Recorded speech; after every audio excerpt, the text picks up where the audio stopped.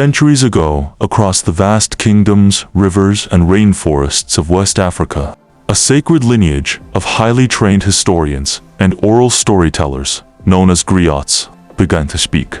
They were not musicians or traditional entertainers, but they were walking libraries, living archives, and the personal advisors to kings, who held the lineage of entire civilizations in their memories. They would record and teach the tales known to us as African mythology. They would speak of the great heroes of the land, the mighty spirits of nature, and the mortal men and women who navigated their supreme laws. But how did a solitary Central African giant named Mbombo forge the sun, the moon, and the stars out of a pitch-black void? Or how did the supreme goddess, Nana Buluku, weave the cosmic balance of space and time with her bare hands? And why does the all-powerful creator of destiny, Olodumare, have no physical temples or direct priests on earth? And how were the chaotic forces of the world outsmarted by a clever trickster god shaped like a spider? From the creation of the world to the ultimate battle of the gods. This is the entire story of the supreme creators in African mythology. To understand these legends, we must travel through 4 distinct chapters of existence. In the beginning, before the earth knew the warmth of light, there was only a great void of emptiness and silent, ink-black oceans enveloped in shadow. But rather than a single unified system, the massive African continent was a blank canvas of thousands of distinct ethnic groups, waiting for their worlds to be shaped. Meanwhile, in Central Africa, the Bantu people tell of a time when the universe was ruled by a solitary colossal giant named Mbombo, and for millions of years, he ruled this void in absolute isolation. But the creative forces within him could not be contained. And in a violent explosive moment of cosmic labor, Mbombo vomited forth the sun, the moon, and a blinding river of stars into the dark sky, drying the primordial waters and bringing life into the world. As the sun blazed, it dried the waters, carving out the very continents and rivers we walk on today. But thousands of miles away, other ancient peoples saw the birth of the world through a different lens. In southern Africa, the Zulu revere Unkulunkulu, the Ancient One, who broke away from a vast primeval bed of reeds to create humanity and the sky. Meanwhile, the neighboring Sam people spoke of Cog, a brilliant, shape-shifting trickster deity who embodies the delicate cosmic balance between chaos and wisdom.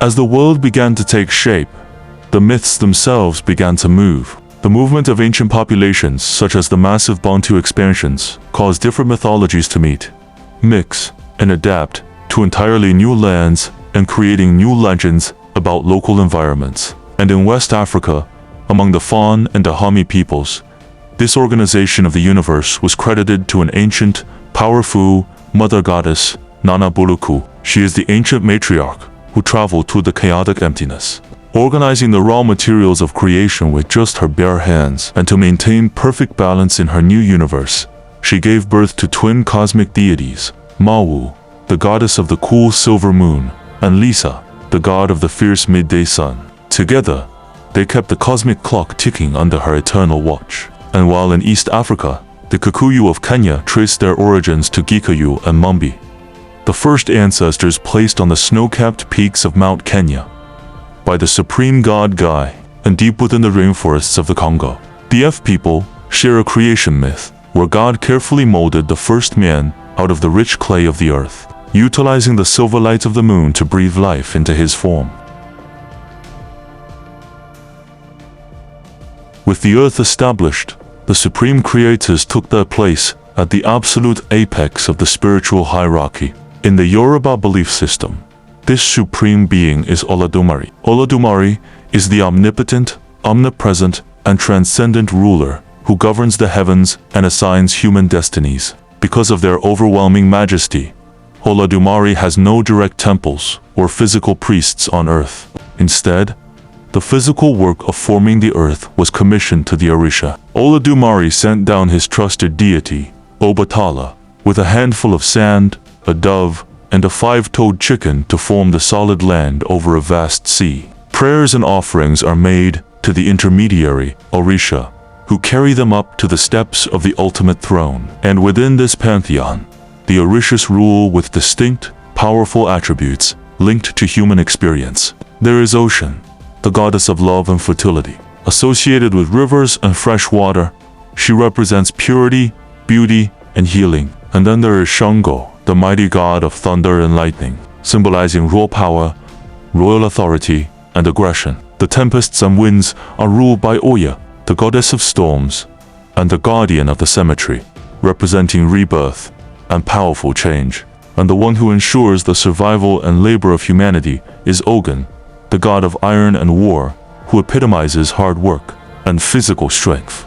This intricate system of divine symbolism echoes northward along the Nile in Egyptian mythology. Here we find Ra, the powerful sun god, who embodies creation, sunlight, and kingship. And there is also Osiris, the god of the underworld and justice, and Isis, the goddess of magic and motherhood. Yet, while these massive deities ruled from the heavens, the most profound moral lessons were often taught from the ground up by folklore's most famous trickster, Anansi, the spider god. Through his clever, mischievous, and cunning deeds, Anansi proved to humanity that wisdom and intellect could overcome brute force. These deities, heroes, and tricksters are not characters locked away in dead history books. Tales of gods, heroes, and mythical creatures are woven into the very fabric of daily life, influencing everything from social norms to sacred rituals. Traditional African beliefs remain deeply influential, reflecting a world where the supernatural is an everyday reality. To maintain this connection to the past, communities engage in vital cultural practices. Rituals include elaborate prayers, rhythmic dances, and offerings made to the gods and ancestral spirits. Divination is heavily relied upon, where highly revered diviners interpret messages from the spiritual world to guide their communities through times of hardship. This spirituality is visually manifested through vibrant, symbolic art. Across the continent, intricate masks, detailed sculptures, and vivid paintings are used in ceremonies to embody the presence of the gods and ancestors. Symbols are essential in communicating these cultural beliefs, such as the Adinkra symbols from the Akan people, which convey specific meanings of wisdom, strength, and unity. From the historical and mythical accounts celebrating epic heroes like Sundiata Keita, the Lion King of Mali, to the trickster tales of Anansi, these stories serve to teach values and preserve cultural identity. Language plays the ultimate role in preserving these traditions, as many stories and rituals are conducted in indigenous languages, ensuring the continuity of cultural heritage. The creation of these myths is ongoing. From storytellers, elders, and spiritual practitioners continually adapt and recite these tales to explain the natural world around them, kept alive through an unbroken chain of speech, because the gods of the past remain the guardians of the future.